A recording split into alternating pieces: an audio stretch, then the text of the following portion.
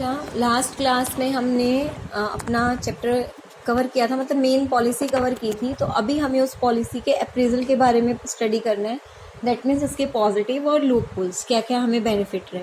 तो हमारी policy LPG आई थी, आपको ये पता है, न्यू इकोनॉमिक पॉलिसी है, that is liberalisation, privatisation and globalisation. 1991 में ये रिफॉर्म्स आई थी, काफ़ी सारी लूप होल्स को कवर करने, काफ़ी सारी कमियां थी। तो देखिए इसके आने से क्या फ़ायदा हुआ, आपको भी पता है। पहले जब भी अपने इकोनॉमी के बारे में पढ़ा तो वहाँ पे एक वर्ड आ रहा था स्टेगनेंट। पहले मेरी इकोनॉमी कैसी थी, स्टेगनेंट, यानी कि नो ग्रोथ। पर अब मेरी इकोनॉमी क्या हो रही है, वाइब्रेंट, यानी कि वो बढ़ती जा रही है आगे की तरफ। तो इन्होंने बोला कि पॉलिसी आने से हमें क्या फ़ायदा हुआ, Indian economy definitely more vibrant हो गई, यानी कि इसमें और इकोनॉमिक एक्टिविटी बढ़ती गई। जब वाइब्रेंट हुई, ग्रोथ हुई, प्रोडक्टिविटी हुई, तो जीडीपी अपने आप ही क्या हो गई, increase. Stimulate to industrial production, industrial production भी हमारी बढ़ी, क्योंकि पहले एग्रीकल्चर सेक्टर ज़्यादा था। पर एलपीजी पॉलिसी आने से क्या हुआ, हमारी इंडस्ट्रीज काफ़ी सारी डेवलप हुई थी, एमएनसी वगैरह से भी हमारी डीलिंग हुई थी। फिजिकल डेफिसिट भी बहुत ज़्यादा था, आपको पता था, गवर्नमेंट एक्सपेंडिचर ज़्यादा था, हम लॉस में चल रहे थे। ये चीज़ आने के कारण हमारा फिजिकल डेफिसिट, यानी कि किस पे कंट्रोल हुआ, गवर्नमेंट के खर्चों पे। महंगाई बहुत ज़्यादा थी, महंगाई पे कंट्रोल किया, क्योंकि गवर्नमेंट के खर्चे ज़्यादा थे, गवर्नमेंट को अपनी इनकम बढ़ानी थी, तो टैक्स बढ़ा दिए जाते थे। तो उस सब चीज़ों पे कंट्रोल हुआ फिजिकल पॉलिसी के कारण। कंज्यूमर सॉवरेनिटी आई, यानी कि कंज्यूमर की क्वालिटी और इन चीज़ों को, क्योंकि जब कंपटीशन बढ़ा, अभी भी देख लो मार्केट में कंपटीशन है। अब कोई टूथपेस्ट है, हम कौन सी टूथपेस्ट पसंद करेंगे, जिसकी क्वालिटी हमें पसंद आएगी, क्योंकि प्राइस तो ऑलमोस्ट नियर अबाउट होते हैं। तो ये कंज्यूमर सॉवरेनिटी का पॉइंट बना कि एलपीजी आने से क्या हुआ, जब कंपटीशन बढ़ा तो लोगों को डर था कि कंज्यूमर हमारे प्रोडक्ट लेंगे या नहीं लेंगे।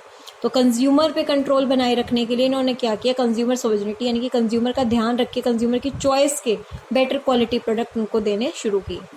फॉरेन एक्सचेंज रिजर्व बढ़ा, क्योंकि दूसरे देशों के साथ जब लेन देन हुई तो फॉरेन करेंसी हमारे देश में आई, तो हमने काफ़ी रिजर्व बनाया। प्राइवेट इन्वेस्टमेंट भी होने लगी, क्योंकि प्राइवेटाइजेशन हुआ था, तो प्राइवेट सेक्टर गवर्नमेंट सेक्टर में पैसा लगाने लगा। फिर क्या है, recognition of India as a emerging economic power. धीरे धीरे इंडिया क्या बनता गया, एक इमर्जिंग पावर बनता गया, क्योंकि इंडिया के पास वो हर चीज़ आने लगी ग्लोबली। आपकी टेक्नोलॉजी है, कोई भी मॉडर्नाइजेशन हो रहा है, हर चीज़ इंडिया में होने लगा, हम शिफ्ट करने लगे। मोनोपोली का मतलब क्या था कि डोमेस्टिक मार्केट में हमारे यहाँ के ही लोगों का था। जैसे ही हमने ग्लोबलाइजेशन किया, कंपटीशन बढ़ गया। तो मोनोपोली यानी कि कोई एक ही चीज़ उस पर कंट्रोल करी थी, पर वो सिंगल कंट्रोल हटाने के लिए हम क्या करा, एक कॉम्पिटिटिव मार्केट हमने उनको प्रोवाइड की। ये तो फ़ायदा हुआ, पर नुकसान क्या क्या हुआ था। पहले सारे लोग एग्रीकल्चर पे थे, अब सबसे ज़्यादा ध्यान किस पे, सेक्टर पे दिया जाने लगा, इंडस्ट्रियल पे। तो धीरे धीरे एग्रीकल्चर सेक्टर क्या होता गया, हमारा लो डेप्लेट होता गया। एग्रीकल्चर सेक्टर की ग्रोथ हमारी क्या होती गई, कम, क्योंकि लोग रूरल सेक्टर से कहाँ आने लगे, अर्बन सेक्टर में। ये एग्रीकल्चर के कुछ पॉइंट दिए हुए हैं आपको कि क्या क्या कारण है। देखिए, एग्रीकल्चर सेक्टर पहले इंपॉर्टेंट सोर्स था रॉ मटेरियल का, ठीक है। एग्रीकल्चर सेक्टर प्रिंसिपल सोर्स है लेबर सप्लाई का, क्योंकि एग्रीकल्चर सेक्टर से ही लोग आए, मजदूर आए। Agriculture sector source of demand का भी है, ट्रैक्टर, थ्रेशर। मतलब एग्रीकल्चर सेक्टर कैसे बेनिफिट है, देखिए, एक तो एग्रीकल्चर सेक्टर हमें रॉ मटेरियल देता है, दूसरा लेबर भी यही देता है, तीसरा एग्रीकल्चर सेक्टर ही तो इंडस्ट्रियल सेक्टर को कर रहे हैं, क्योंकि ये इंडस्ट्रियल प्रोडक्ट मान के। अर्बन कंसंट्रेशन होने लगा, लोग एमएनसी वगैरह आई, रूरल एरिया गांव वगैरह में मानो कोई अगर कंपनी सेटअप किया, धीरे धीरे वो एरिया पूरा सेटअप हुआ। अगर कोई छोटी मोटी फैक्ट्री किसी गांव में बन रही है, तो धीरे धीरे लोगों को काम मिल रहा है, उनके घर कच्चे मकानों से पक्के मकान बन रहे हैं। अब देखो, ये कंपनीज हैं जो डीलिंग में रही थी आपकी। कंसंट्रेशन ऑफ एमएनसी, बाहर की कंपनीज जिन्होंने आके रूरल अर्बन में गल्फ क्रिएट किया, मतलब लोग अर्बन में बसते जा रहे थे, रूरल एरिया को पिछड़ते जा रहे थे, तो गैप बढ़ता जा रहा था इनके बीच का।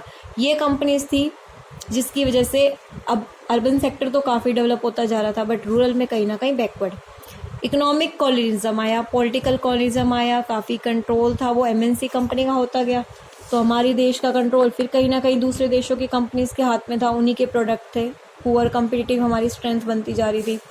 स्प्रेड ऑफ कंज्यूमरिज्म होता जा रहा था, यानी कि यहाँ पे सिर्फ ग्लोबल ब्रांड्स होती थी, कंज्यूमर को देख के पूरा, कंज्यूमर को इन्होंने एक तरह से ना हमारे कल्चर को ही चेंज कर दिया।